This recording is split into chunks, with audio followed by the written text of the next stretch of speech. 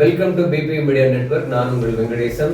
இன்று சாதனை மனிதர்களும் அவர்கள் சந்தித்த சவால்களும் நிகழ்ச்சியில் 27 வருடங்களாக காப்பீடு துறையில் பணியாற்றிக் கொண்டிருப்பவரும் சமூக செயற்பாட்டாளருமான திரு என் மகேஷ்குமார் அவர்களை வரவேற்பதில் பெரும் மகிழ்ச்சி அடைக்கிறோம். வணக்கம் சார். பிபிவி மீடியா நேயர்கள் அனைவருக்கும் அன்பான வணக்கம். நீங்க எப்படி இதை ஆரம்பிச்சீங்க சார்? இந்த காப்பீடு துறையில நீங்க பணியாற்றி எப்படி நீங்க ஆரம்பிச்சீங்க? உங்களோட ஆரம்ப கால அந்த வேலை எப்படி இருந்துச்சு? ஓகே, ஒரு நல்ல கேள்வி. இறைவன் எனக்கு கொடுத்த மிகப்பெரிய ஒரு வரமாக நான் நினைப்பது என்னன்னா, இந்த காப்பீடு துறையில் என்னை அழைத்து வந்தது. ஏன் அப்படின்னா, நான் காலேஜ் பச்சை பாஸ் பிஎஸ்சி மேக்ஸ் முடித்தேன்.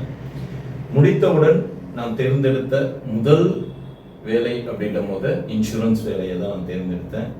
இன்சூரன்ஸ் வேலையில் பார்த்தீங்கன்னா, ஆரம்ப காலகட்டத்தில் போதுமான அளவுக்கு வருமானங்கள் இல்லாத சூழ்நிலையில் அது வருமானங்கள் அதிகமாக கூடிய ஒரு காலம் வரை நான் காத்திருக்காமல் இடையில் ஒரு சமூக பணியும் பார்த்தீங்கன்னா தொடர்ந்து செஞ்சுட்டு இருந்தேன். சரி, இது ரெண்டுமே பார்த்தீங்கன்னா இறைவன் கொடுத்த வரமா தான் நான் நினைக்கிறேன். ஏன்னா பொதுவாகவே இப்போ இருக்கக்கூடிய 2K கிட்ஸ் ஜென்சிலாம் பார்த்தீங்கன்னா வேலை செய்யறதுக்கே கஷ்டப்படுறாங்க. சொல்ல போனால் அதாவது ஈஸியாக பணம் கிடைச்சிடணும், வேலை கம்மியாக செய்யணும், அந்த மாதிரி இருக்கு. ஆனால் நீங்கள் தேர்ந்தெடுத்த துறை 27 வருடத்துக்கு முன்னாடி நீங்கள் தேர்ந்தெடுத்திருக்கீங்க. இது பேசிக்காக மார்க்கெட்டிங் இல்லைங்களா? நிறைய இடத்துக்கு போகணும், அலையிலும் அந்த ஃபீல்டு ஒர்க் இருக்கும். எப்படி அந்த வேலையை நீங்கள் பார்த்தீங்க? ஆக்சுவலாக ரொம்ப கஷ்டமான வேலை தான், கஸ்டமர் ஹேண்டில் பண்ணணும். ஸோ எப்படி நீங்கள் அதை எடுத்துக்கிட்டீங்க? ஆரம்ப காலத்தில் உங்களுக்கு எவ்வளோ அதுக்கு ரொம்ப கஷ்டமாக இருந்துச்சு, ஒரு டிஃபிகல்ட்டாக அதை நீங்கள் ஷேர் பண்ணுங்க. முதலில் பார்த்தீங்கன்னா எல்ஐசி நிறுவனத்தில் ஹிந்து பேப்பரில் ஒரு ஆட் வந்திருந்தது. நான் காலேஜ் முடிச்சுட்டு வேலை தேடும் போது ஹிந்து பேப்பரில் ஒரு ஆட் வந்திருந்தது. அந்த அட்வர்டைஸ்மெண்ட்டில் முகவர்கள் தேவை அப்படின்னு சொல்லி ஒரு விளம்பரம் அது. ஸோ அந்த விளம்பரத்தை பார்த்து அண்ணாநகர் பகுதியில் எல்ஐசி நிறுவனத்தில் அழைப்பு பார்த்தீங்கன்னா கொடுத்துருந்தாங்க. ஸோ அந்த விளம்பரத்தை பார்த்து நான் அண்ணாநகர் கிளைக்கு வந்தேன். அங்கே பார்த்தீங்கன்னா ஒரு 8 வளர்ச்சி அதிகாரிகள் சொல்லுவாங்க, எல்ஐசியில் டெவலப்மெண்ட் ஆஃபீஸர் சொல்லுவாங்க. ஒரு 8 வளர்ச்சி அதிகாரிகள் ஒன்றாக இணைந்து இந்த விளம்பரத்தை ஹிந்து பேப்பரில் கொடுத்து முகவர்களை பார்த்தீங்கன்னா ஒருங்கிணைச்சாங்க, முகவர்களாக மக்களை மாற்றுறதுக்கு. ஸோ அதில் ஏறக்குறைய ஒரு 100க்கும் மேற்பட்ட நபர்கள் பார்த்தீங்கன்னா வந்திருந்தாங்க. நான் ஏன் அந்த விளம்பரத்தை எடுத்துட்டு வந்தேன் அப்படின்னா, எனக்கு நிறைய படிக்கணுன்ற ஒரு ஆர்வம் இருந்தது. படிப்பில் பார்த்தீங்கன்னா என்னோட பேருக்கு பின்னால் நிறைய டிகிரி இருக்கணும் அப்படின்ற ஒரு ஆர்வம் பார்த்தீங்கன்னா அதிகமாக இருந்தது. அந்த ஆர்வத்தின் அடிப்படையில் நான் இந்த விளம்பரம் எனக்கு ரொம்ப அட்ராக்ட். ஏன்னா எல்ஐசி முகவராக இருக்கும் பட்சத்தில் நமக்கு நிறைய நேரம் கிடைக்கும், நம்ம படிக்கிறதுக்கு தேவையான பணமும் நமக்கு கிடைக்கும். அப்போ ரெண்டுமே ஒரு வாய்ப்பாக எடுத்துக்கிட்டு இந்த விளம்பரத்தை பார்த்து அண்ணாநகருக்கு வந்தேன். 100க்கும் மேற்பட்ட நபர்கள் வந்தாங்க. அந்த 8 வளர்ச்சி அதிகாரிகளில் எனக்கு பார்த்தீங்கன்னா ஒரு வளர்ச்சி அதிகாரியை அவங்க அலாட் பண்ணாங்க. அவரோட பேர் பார்த்தீங்கன்னா MK சந்திரசேகரன். ஸோ இன்னைக்கு வரைக்கும் பார்த்தீங்கன்னா இன்சூரன்ஸ் துறையில் எனக்கு குருவாக இருந்து என்னை சிறந்த முறையில் வழிநடத்தி செல்பவர் MK சந்திரசேகரன் சார் தான். அவருக்கு இந்த நேரத்தில் நன்றியும் தெரிவிச்சுக்கிறேன். ஸோ அவரோட வழிகாட்டுதலின் பேரில் இத்தனை ஆண்டுகள் பார்த்தீங்கன்னா இன்சூரன்ஸில் கடந்து வந்தேன். நான் ஆரம்பத்தில் சொன்ன மாதிரி வருமானங்கள் அப்படின்றது பார்த்தீங்கன்னா ஆரம்ப கட்டத்தில் பெரிய அளவில் இருக்காது. ஆனால் ஒரு நேரம் 2002ஆம் ஆண்டு பார்த்தீங்கன்னா ஒரு பாலிசி ஜீவன்ஸ்ரீ அப்படின்னு சொல்லி ஒரு சிறந்த திட்டம் எல்ஐசியில இருந்து முடிவுக்கு கொண்டு வந்தாங்க. அந்த திட்டத்தை இனிமே தொடரப்போவதில்லை அப்படின்னு சொல்லி முடிவுக்கு கொண்டு வந்தாங்க. அந்த நேரத்தில் என்னுடைய வளர்ச்சி அதிகாரியின் ஊக்கத்தின் பெயரிலும் மற்றும் அந்த பல பாலிசியோட மற்றும் அந்த பாலிசியில் இருக்கக்கூடிய மிக அதீத பலன் மக்களுக்கு கிடைக்கும் அப்படின்ற அந்த ஒரு தகவல் தெரிந்து அந்த பாலிசியை பார்த்தீங்கன்னா எல்ஐசி நிறுவனத்தில் இருக்கக்கூடிய எல்லா முகவர்களும் இறங்கி வேலை செஞ்சு நிறைய பாலிசிஸ் பண்ணாங்க. அதில் நானும் பார்த்தீங்கன்னா அந்த பாலிசியை கையில் எடுத்து நிறைய பாலிசி பண்ணி முதல் முறையாக 10,000 ரூபாய்க்கு மேலே பார்த்தீங்கன்னா வருமானத்தை அந்த பாலிசி விற்பனையால் பார்த்தீங்கன்னா எடுத்தேன். அப்போ என்னோட வளர்ச்சி அதிகாரி பார்த்தீங்கன்னா அப்போலாம் இப்போ கிரெடிட் ஆகிற மாதிரி பேங்க் கிரெடிட்லாம் கிடையாது. அப்போ செக்கு தான் பார்த்தீங்கன்னா கொடுப்பாங்க. அப்போ என்னுடைய வளர்ச்சி அதிகாரி ஒரு மீட்டிங் வச்சு அந்த செக்கை வந்து பார்த்தீங்கன்னா கொடுக்குறாரு. முதல் தடவை வந்து பார்த்தீங்கன்னா 10,000 ரூபாய் வந்து பார்த்தீங்கன்னா நீங்கள் earn பண்ணியிருக்கீங்க, ஆல் த பெஸ்ட். இனி வரக்கூடிய ஒவ்வொரு மாதங்களும் நீங்கள் இந்த 10,000க்கு குறைவில்லாமல் earn பண்ணணும் அப்படின்ற ஒரு வார்த்தையை கொடுக்குறார். அந்த வார்த்தை இந்த நம்ம ரொம்ப ஆன்மீக ரீதியாக சதாஸ்துன்னு கேள்விப்பட்டிருப்போம். அந்த வார்த்தை அன்னைக்கு எனக்கு வந்து பார்த்தீங்கன்னா அந்த மாதிரி ஒரு உந்துதலை ஏற்படுத்துச்சு. என்னுடைய உணர்வுகளில் அந்த வார்த்தை கலந்தது. அன்று முதல் இன்று வரை என்னுடைய வருமானத்தை நான் பன்மடங்கு பெருக்கிக் கொண்டே வருகிறேன். காப்பீடு துறையில் வந்து பார்த்தீங்கன்னா ஆரம்ப காலத்தில் எல்ஐசி நிறுவனத்தில் காப்பீடு செஞ்சு அதில் வந்து பார்த்தீங்கன்னா கிளப் மெம்பர்ஷிப் அப்படின்ற ஒரு அந்தஸ்து இருக்குது. அந்த கிளப் மெம்பர்ஷிப் அந்தஸ்தை அடைஞ்ச அதுக்கப்புறமா எனக்கு ஒரு வாய்ப்பு, அதுவும் என்னுடைய வளர்ச்சி அதிகாரி MK சந்திரசேகர் சார் மூலயமா தான் வந்தது. ஹெல்த் இன்சூரன்ஸ் கம்பெனி வந்து ஸ்டார் ஹெல்த் இன்சூரன்ஸ் அப்படின்னு சொல்லிட்டு ஒரு நிறுவனத்தை 2006ஆம் ஆண்டில் வந்து பார்த்தீங்கன்னா துவங்கினாங்க. அந்த துவங்கும் போது என்னுடைய வளர்ச்சி அதிகாரி சொன்னார், நீங்கள் ஏன் அதில் ஜாயின் பண்ணக்கூடாது அப்படின்னு சொல்லி அவர் ஒரு எண்ணத்தை வந்து விதைச்சார். அவரோட வார்த்தையை எடுத்துக்கொண்டு அந்த நிறுவனத்தில் என்னை இணைத்து கொண்டேன். அன்னைக்கு வந்து பார்த்தீங்கன்னா அந்த நிறுவனத்தில் எங்களுக்கு வந்து ஒரு ஸ்டைஃபண்ட் மாதிரி கொடுத்தாங்க. 2,500 ரூபாய் வந்து பார்த்தீங்கன்னா ஸ்டைஃபண்டு. அந்த 2,500 ரூபாய் ஸ்டைஃபண்டை யூஸ் பண்ணி ஆரம்பித்தேன். இன்னைக்கு 20 ஆண்டுகள் கடந்து விட்டது. இன்னைக்கு ஸ்டார் ஹெல்த் இன்சூரன்ஸ் நிறுவனத்தில் வந்து பார்த்தீங்கன்னா சீனியர் சேல்ஸ் மேனேஜராக வந்து பார்த்தீங்கன்னா பணியாற்றிட்டு இருக்கேன். இன்னைக்கு நல்ல முறையில் நிறைய மக்களுக்கு இன்சூரன்ஸ் அப்படின்னு எடுத்தீங்கன்னாவே ஒரு பாதுகாப்பு, நிறைய மக்களுக்கு பாதுகாப்பை வந்து பார்த்தீங்கன்னா வழங்கியிருக்கேன். ஸ்டார் ஹெல்த் இன்சூரன்ஸ் நிறுவனத்தில் நான் ஒரு சீனியர் சேல்ஸ் மேனேஜராக இருந்து நிறைய முகவர்களை எனக்கு கீழே வந்து நான் அப்பாயின்ட் பண்ணியிருக்கேன். எனக்கு கீழே மோர் தென் 200 முகவர்கள் வந்து பார்த்தீங்கன்னா இன்னைக்கு இந்த 20 வருஷத்தில் உருவாக்கியிருக்கேன். அந்த முகவர்களில் பல முகவர்களை நான் 1 லட்சம் ரூபாய்க்கு மேலே மாதம் வந்து பார்த்தீங்கன்னா சம்பாதிக்கிற அளவுக்கு வந்து பார்த்தீங்கன்னா உயர்த்திருக்கிறேன். எனக்கு இணையான ஒரு கேடருக்கு வந்து பார்த்தீங்கன்னா 2 முகவர்களுக்கு ப்ரொமோஷனை ஏற்படுத்தி அவர்களும் வந்து பார்த்தீங்கன்னா எனக்கு இணையாக ஒர்க் பண்ணுற அளவுக்கு இந்த நிறுவனத்தில் பண்ணியிருக்கேன். ஸோ இதெல்லாம் என்னோட சின்ன சின்ன பயணத்தின் விளைவு.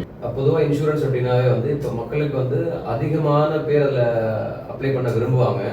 ஆனால் சிலருக்கு அதில் ஒரு பயமும் இருக்கும். ஆக்சுவலி அது எப்படி நமக்கு வரும், அதில் எப்படி காப்பீடு எப்படி வந்து நம்மளை காப்பாற்றும், அதனால அவங்க பயப்படுற காரணம் என்னவா இருக்கு, அவங்க பயப்படுறது சரிதானா ஆக்சுவலி மக்கள் பொதுவாக?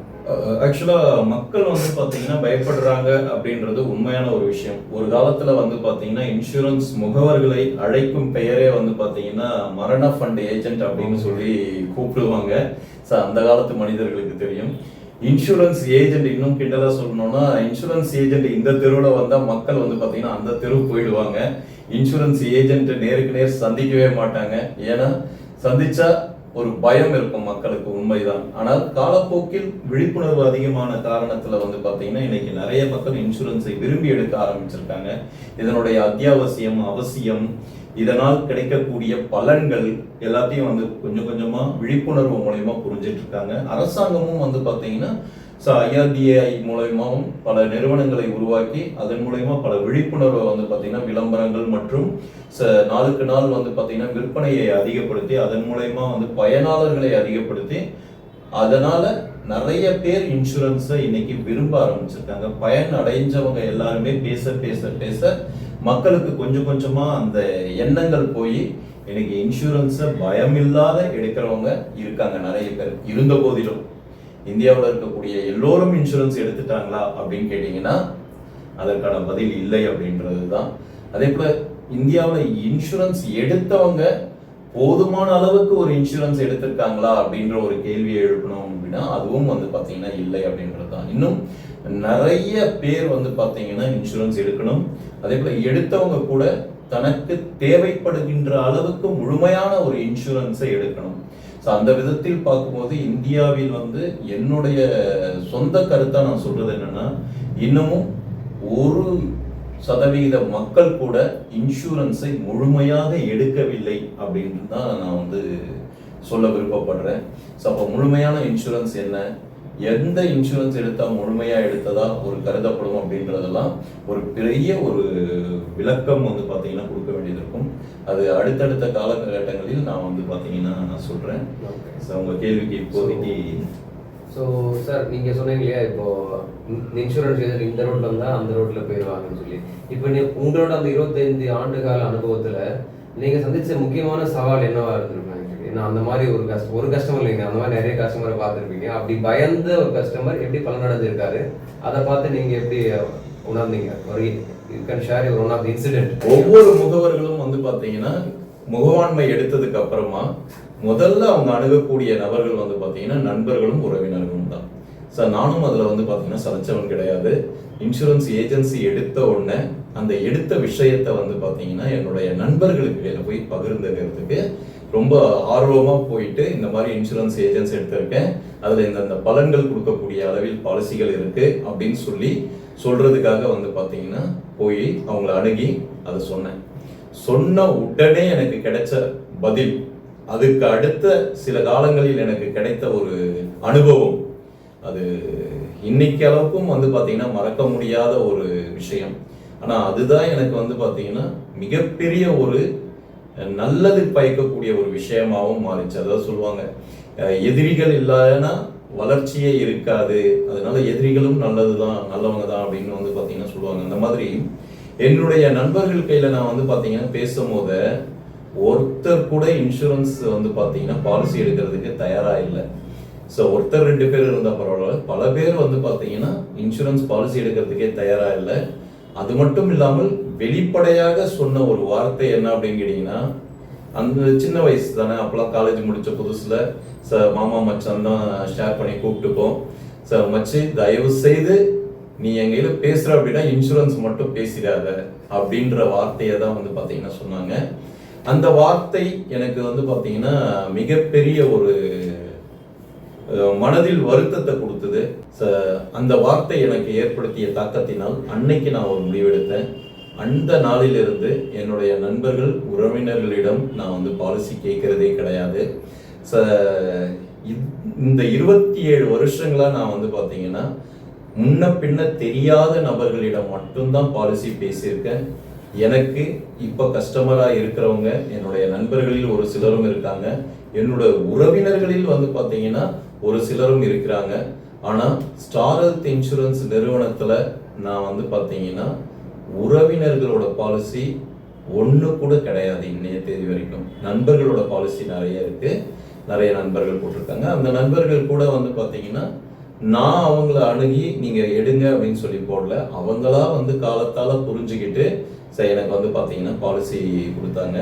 அதுல வந்து ஒரு நண்பர் வந்து பாத்தீங்கன்னா எனக்கு ஆரம்பத்துல சின்ன ஒரு பாலிசி, அதாவது 470 ரூபாய் பிரீமியம் வந்து பாத்தீங்கன்னா கட்டுற மாதிரி ஒரு பாலிசி எடுத்திருந்தாரு. ஆனா காலகட்டத்துல இன்னைக்கு வந்து பாத்தீங்கன்னா அந்த நண்பர் என்கிட்ட மாதத்துக்கு ஒரு 2 லட்சம் ரூபாய் வரைக்கும் வந்து பாத்தீங்கன்னா பிரீமியம் கட்டுற அளவுக்கு வளர்ச்சி அவரும் அடைந்திருக்காரு. என்னையும் நம்பி அவர் வந்து பாத்தீங்கன்னா எனக்கு இன்சூரன்ஸ் கொடுத்திருக்காரு. இது மட்டும் இல்ல, எனக்கு கையில வந்து பாத்தீங்கன்னா நிறைய கஸ்டமர்ஸ், என்னுடைய சில கஸ்டமர்ஸோட எக்ஸ்பீரியன்ஸ் தான் பாத்தீங்கன்னா 200 ரூபாய் பிரீமியம், 300 ரூபாய் பிரீமியம் அப்படிதான் இருக்கும். அந்த 200-300 ரூபாய் பிரீமியமா இருந்தா கூட அந்த காலகட்டத்துல அந்த பிரீமியத்தை மாதம் வந்து ஒரு கஸ்டமர் 111 ரூபாய் பிரீமியம், ஒரு கஸ்டமர் 106 ரூபாய் பிரீமியம், அந்த கஸ்டமர் 21 வருஷம் பாலிசி அப்படின்னா 21 வருஷமும் நான் வந்து பாத்தீங்கன்னா மாதம் அந்த 111 106 ரூபாய் ஈவன் வந்து பாத்தீங்கன்னா அதோட கம்மியான பிரீமியத்துல கூட கஸ்டமர்ஸ் வந்து பாத்தீங்கன்னா இருந்தாங்க. எல்லோருக்கும் வந்து பாத்தீங்கன்னா மெச்சூரிட்டின்னு சொல்லி அந்த முடிவு காலம் வரை வாங்கி அதை எல்ஐசியில் பே பண்ணி அவங்களுக்கு சர்வீஸ் பண்ணி கடைசி மெச்சூரிட்டியை கூட வாங்கி கொடுத்துருக்கேன். அந்த அளவுக்கு வந்து பாத்தீங்கன்னா சேவையை பத்தி நீங்க சொன்னீங்க, அந்த அளவுக்கு நான் சேவையில் சிறந்து விளங்கிய காரணத்தால் மட்டுமே இன்னைக்கும் இந்த துறையில 27 ஆண்டுகளுக்கு மேலாக என்னிடம் வந்து பாத்தீங்கன்னா கஸ்டமரா இருக்கிறவங்க நிறைய பேர் இருக்காங்க.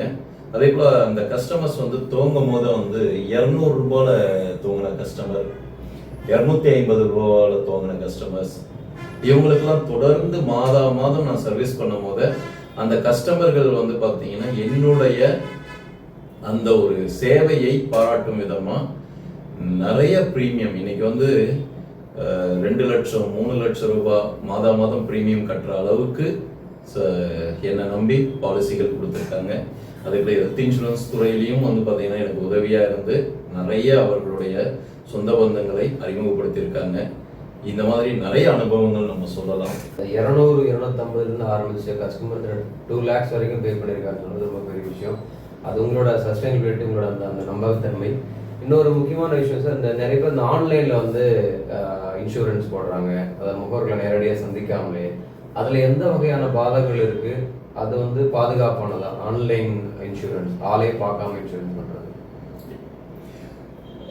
இந்த கேள்விக்கு வந்து பார்த்தீங்கன்னா இன்சூரன்ஸ்ன்றதே பொதுவாக வந்து பர்சனல் டச்சிங் அப்படின்னு சொல்லுவாங்க.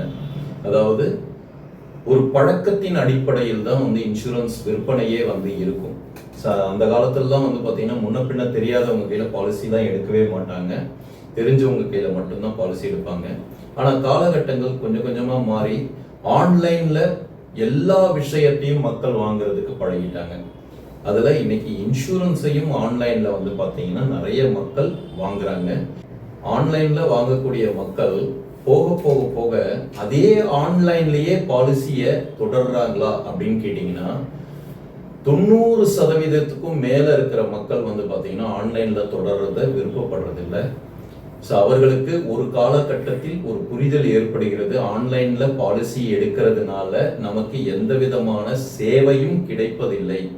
ஏன்னு கேட்டிங்கன்னா ஒரு இன்சூரன்ஸ் பாலிசின்றது எப்போ யூஸ் ஆகும்? பொதுவாக ஒரு ஹெல்த் இன்சூரன்ஸ் அப்படின்னு எடுத்தீங்க அப்படின்னா, ஹெல்த் இன்சூரன்ஸ் பாலிசி அப்படின்னு அது சரி ஒரு இன்சூரன்ஸ் பாலிசி எப்போ யூஸ் ஆகும்? அதுவும் பொதுவாக ஹெல்த் இன்சூரன்ஸ் பாலிசி அப்படின்னு எடுத்தீங்கன்னா ஒருத்தரோட எமர்ஜென்சி டைம்ல தான் வந்து பார்த்தீங்கன்னா உதவிகள் தேவைப்படக்கூடிய சூழ்நிலை. இப்போ ஒரு குடும்பம் இருக்கு, கணவன் மனைவி 2 குழந்தைங்க இருக்காங்க அப்படின்னா அந்த குடும்பத்தில் யாருக்காவது ஒருத்தருக்கு ஹெல்த் பாதிப்பு வந்ததுன்னா கூட அந்த குடும்ப உறுப்பினர்கள் அனைவரும் மனோரீதியான பாதிப்புக்கு உள்ளாகிறாங்க. அந்த சூழ்நிலையில் இந்த இன்சூரன்ஸ் பற்றிய சில திட்டங்களை புரிந்து கொண்டு அதனுடைய பலன்களை புரிந்து கொண்டு அவர்கள் செயல்படுவது என்பது ரொம்ப ரொம்ப ரொம்ப குறைவாக தான் இருக்கும். அப்போ அந்த நேரத்தில் வந்து பார்த்தீங்கன்னா ஒரு மனிதனுடைய உதவி அப்படின்றது வந்து நிச்சயமா தேவைப்படும். ஸோ அப்போ அந்த விஷயத்தை ஃபோன் பண்ணி ஒரே ஒரு வார்த்தை, ஒரு முகவராக இருந்து பாலிசி எடுத்திருந்தா, ஸோ ஒரு முகவர் கையில் பாலிசி எடுத்திருந்தா ஒரே ஒரு வார்த்தை ஃபோன் பண்ணி இந்த மாதிரி ஒரு பிரச்சனை இருக்கு, இதுக்காக நாங்கள் ஹாஸ்பிட்டல் போவோம், எந்த ஹாஸ்பிட்டல் போகலாம் அப்படின்னு கேட்டால் அந்த நொடி பொழுதிலிருந்து நாம் வந்து அந்த கஸ்டமருக்கு கைட் பண்ணி சிறந்த முறையில் அந்த பாலிசியை, அதாவது அவங்க மனோரீதியாக பாதிக்கப்பட்டதை கூட வந்து பார்த்தீங்கன்னா நம்ம வார்த்தைகள் அவங்களுக்கு வந்து பார்த்தீங்கன்னா ஒரு மனோ திருப்தியை கொடுக்கும் விதமாக வார்த்தைகள் சொல்கிறதுக்கு ஒரு ஆள் வேணும். அந்த மனோ திருப்தியாக வார்த்தைகளுக்கு சொல்லி அதன் மூலயமா அவங்களுக்கு கிடைக்க வேண்டிய அந்த இன்சூரன்ஸ் தொகையை சிறந்த முறையில் வந்து பார்த்தீங்கன்னா வாங்கி கொடுத்து அவர்களுக்கு நம்ம உதவி பண்ணலாம். இதனால என்ன அப்படின்னு கேட்டிங்கன்னா அவர்களுக்கு ஒரு மாரல் சப்போர்ட் வந்து பார்த்தீங்கன்னா கிடைக்கும். ஆனால் ஆன்லைனில் ஒரு இன்சூரன்ஸ் பாலிசியை எடுக்கும் போது அந்த மாரல் சப்போர்ட் அப்படின்றது வந்து பார்த்தீங்கன்னா இருக்காது. ஸோ ஈவன் தோ இன்னைக்கு வந்து எத்தனையோ டெக்னாலஜிஸ் அதிகமானாலும் ஸோ இந்த இன்சூரன்ஸ் துறை வந்து பார்த்தீங்கன்னா நிச்சயமாக ஒரு ஹியூமனுக்கு இன்னொரு ஹியூமனோட சப்போர்ட் அப்படின்றது எந்த காலகட்டத்திலும் தேவைப்படக்கூடிய ஒரு விஷயமா இருக்கும். அதனால ஆன்லைன்ல பாலிசி எடுக்கிறதுன்றது சரியா தவறான்றது அவரவர்களுடைய மனோநிலைமையை பொறுத்து. ஆனால் எடுக்கலாமா வேண்டாவா அப்படின்னு கேட்டீங்கன்னா, நான் எனக்கு ஒரு பொருளை ஆன்லைன்ல வாங்குறேன் அப்படின்னா அது வந்து யூஸ் அண்ட் த்ரோ பொருளா இருந்தா நிச்சயமா ஆன்லைன்ல வாங்குறது தவறு இல்லைன்னு சொல்லுவோம்னா, யூஸ் அண்ட் த்ரோவா இல்லாமல் காலத்துக்கும் உபயோகப்படக்கூடிய ஒரு பொருளா இருந்தா அதை ஆன்லைன்ல வாங்குறதுனால பலன்கள் இல்லை அப்படின்றது தான் என்னோட தனிப்பட்ட கருத்து. ஓகே சார், நன்றி சார். இன்னொரு விஷயம், இந்த கோவிடுக்கு அப்புறம் வந்து அந்த உயிர் மேல இருக்கக்கூடிய பயம் அதிகமாயிடுச்சு. அந்த கோவிட்க்கு அப்புறம் இன்சூரன்ஸ் எடுக்கிற அந்த சதவீதம் அதிகமாயிருக்கா?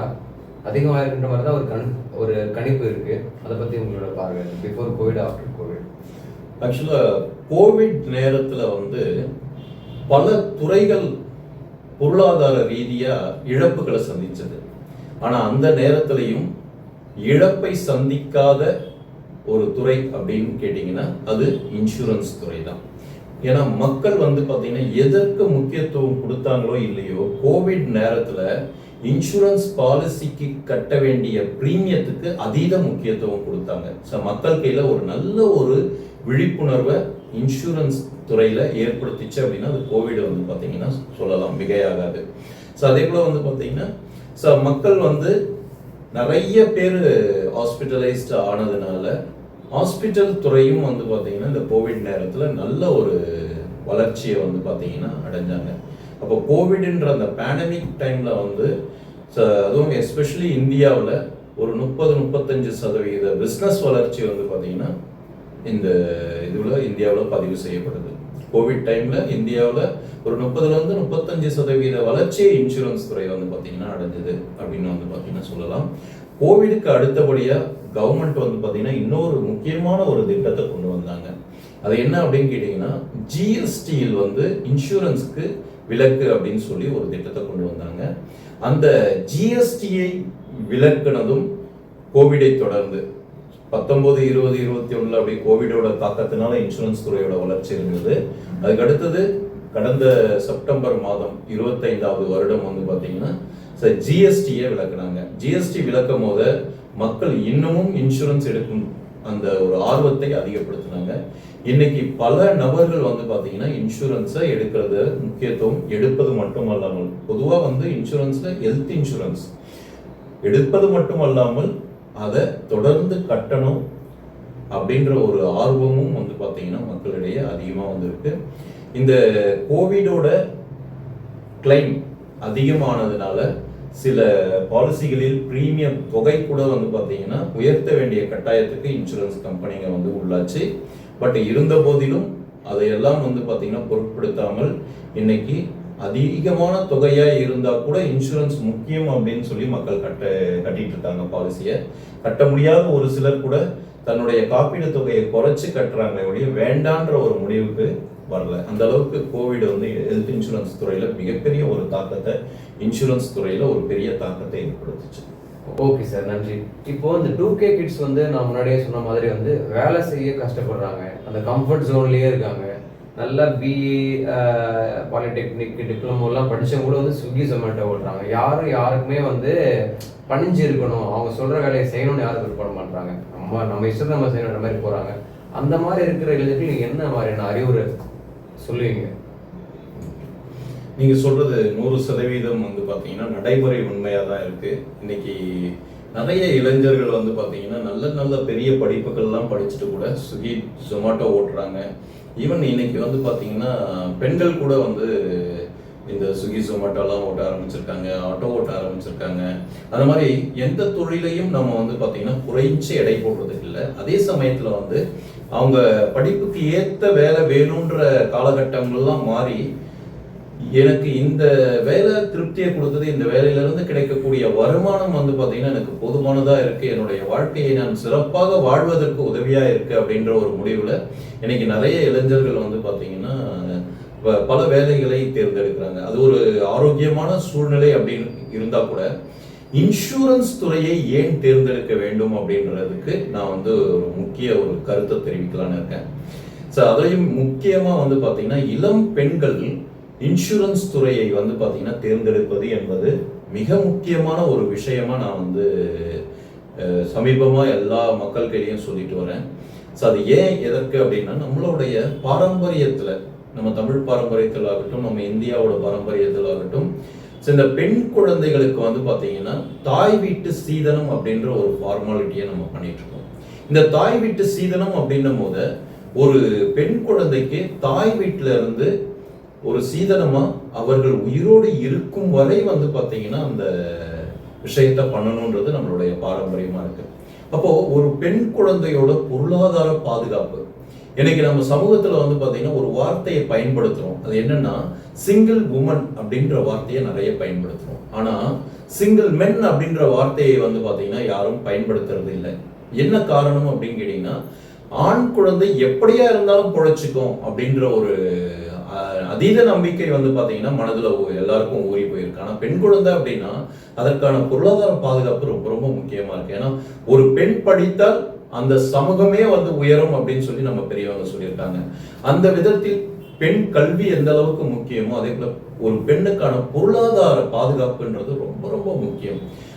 அதனால நான் வந்து பார்த்தீங்கன்னா பெண் குழந்தையை பெற்றெடுத்த தாய் தந்தைக்கு நான் சொல்லக்கூடிய ஒரு விஷயம் என்னன்னு கேட்டீங்கன்னா, உங்களுடைய பெண் குழந்தைக்கு ஒரு இன்சூரன்ஸ் முகவாண்மையை கொடுங்க.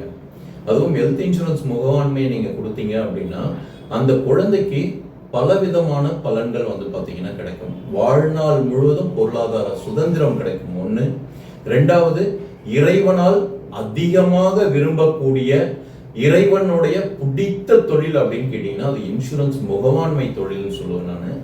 ஏன் அப்படின்னா இந்த தொழில்ல மட்டும்தான் ஒருத்தர் நல்லா இருக்கும்போது அவர்களிடம் வந்து பார்த்தீங்கன்னா ரொம்ப சிரமப்பட்டு அவர்களுக்கு ஒரு பாதுகாப்பை ஏற்படுத்தி கொடுத்துட்டு அவர்கள் ஏதாவது கஷ்டத்துல இருக்கும் போது கவலைப்படாதீங்க, நான் இருக்கேன், அன்னைக்கு நான் உங்களுக்கு கொடுத்த பாலிசி இருக்கு, அந்த பாலிசியின் மூலயமா உங்களோட கஷ்டத்தை நான் தீர்த்து வைக்கிறேன், உங்களுக்கு எந்த விதமான சிக்கலும் இல்லாமல் வாழ்க்கையை தொடர்வதற்கு நான் உறுதுணையா இருக்கேன், நீங்க உங்க ஹெல்த்தை பாருங்க அப்படின்னு சொல்லி அந்த நேரத்துல போய் நின்று உதவி பண்ணி அந்த குடும்பத்தை பாதுகாத்து அந்த குடும்பத்துக்கு ஒரு நல்ல ஒரு விஷயத்தை செய்யற ஒரு தொழில் அப்படின்னா அது இன்சூரன்ஸ் தொழில். அதனால ஒரு தாய் தந்தை வந்து பாத்தீங்கன்னா தன்னுடைய மகளுக்கு ஒரு இன்சூரன்ஸ் முகவாண்மையை கொடுத்து நீங்க சிறப்பா இருக்கும் போதே உங்களுக்கு தெரிஞ்சவங்க, உங்களுடைய நண்பர்கள், உறவினர்கள், உங்களுடைய மகள் கூட வந்து பாத்தீங்கன்னா படிக்கக்கூடிய நபர்கள், அந்த மகளுக்கு நாளைக்கு திருமணம் செய்து வச்சிங்க அப்படின்னா அந்த திருமணத்தின் மூலமா ஏற்படக்கூடிய புது உறவுகள் நிறைய இருக்கும். இவர்களுக்கெல்லாம் வந்து பாத்தீங்கன்னா ஒரு இன்சூரன்ஸ் பாலிசியை வந்து விழிப்புணர்வு ஏற்படுத்தி ஒரு பாதுகாப்பை கொடுத்து அதன் மூலயமா இந்த சமுதாயத்தையும் பாதுகாத்து உங்களுடைய குழந்தையையும் நீங்க வந்து பாத்தீங்கன்னா பொருளாதார ரீதியா ஒரு பாதுகாப்பை ஏற்படுத்தலாம். அதனால நான் சொல்லக்கூடிய முக்கியமான விஷயம் இந்த 2K கிட் அப்படிங்கிறதுனால உங்களோட 2K கிட் ஆணாக இருந்தாலும் பெண்ணாக இருந்தாலும் இன்சூரன்ஸ் முகவாண்மை எடுப்பதுன்றது ஒரு சிறந்த விஷயம். அதில் முக்கியமாக பெண் குழந்தைகளுக்கு பெற்றோராகிய நீங்கள் ஒரு இன்சூரன்ஸ் முகவாண்மையை எடுத்து கொடுத்து அவங்களோட அந்த இன்சூரன்ஸ் ஏஜென்ட்ஸ் கோட்ல வந்து பாத்தீங்கன்னா ஒரு 100 பாலிசியோ 200 பாலிசியோ நீங்க வந்து பாத்தீங்கன்னா உங்க மூலயமா அவங்க மூலயமா ஒரு சின்ன ஒரு 5 வருஷத்துல உருவாக்கி கொடுத்தீங்க அப்படின்னு கேட்டீங்கன்னா அவர்கள் வாழ்நாள் முழுவதும் பொருளாதார ரீதியா எந்த கஷ்டமும் வந்து பாத்தீங்கன்னா அடைய மாட்டார்கள். அவர்கள் பொருளாதார ரீதியாக சிறப்பாக வாழ்வதால் அவர்களுக்கு பிற்காலத்தில் ஏற்படக்கூடிய வாரிசுகளும் எந்த விதமான சிரமமின்றி வாழ்க்கையில் உச்சத்தை அடையலாம் அப்படின்ற கருத்தை வந்து பாத்தீங்கன்னா நான் சொல்லிக்கிறேன். அதனால இந்த கேள்வி எனக்கு ரொம்ப ரொம்ப சந்தோஷமான கேள்வி, விருப்பமான கேள்வி, ரொம்ப நல்ல கேள்வி கேட்டீங்க. Okay sir, thank you. ஸோ நீங்கள் சொல்கிறது பார்த்தா இப்போ இன்சூரன்ஸ் எடுக்கிறவங்களுக்கும் அது வந்து பாதுகாப்பாக இருக்கும், இன்சூரன்ஸ் துறையில் இருக்கிற ஏஜென்ட்ஸுக்குமே அது பாதுகாப்பாக இருக்குன்றது நல்லா தெளிவாக சொன்னீங்க. ரொம்ப மகிழ்ச்சி சார். எங்களுக்காக நேரத்தை ஒதுக்கி இன்சூரன்ஸ் துறையில் என்னென்ன சவால்கள் இருக்குது, என்னென்ன சாதனை நீங்கள் பண்ணியிருக்கீங்க, என்ன சாதனை வந்து மக்கள்லாம் பண்ணலான்றது நீங்கள் தெளிவாக சொன்னீங்க. ஸோ மீண்டும் ஒரு நல்ல நேர்காணலில் சந்திப்போம். நன்றி சார். நன்றி, வணக்கம். நன்றி. மீண்டும் ஒரு முறை நம்முடைய BPV மீடியா நேயர்கள் அனைவருக்கும் மனமார்ந்த நன்றியை தெரிவித்துக் கொள்கிறேன். இந்த வாய்ப்பை வழங்கிய R. வெங்கடேசன் அவர்களுக்கும் இந்த நேரத்தில் நன்றியை தெரிவித்துக்கிறேன். நன்றி. நன்றி. மீண்டும் ஒரு சாதனை மனிதர்களும் அவர்கள் சந்தித்த சவால்கள் நிகழ்ச்சியில் சந்திப்போம். நான் உங்கள் வெங்கடேசன். நன்றி.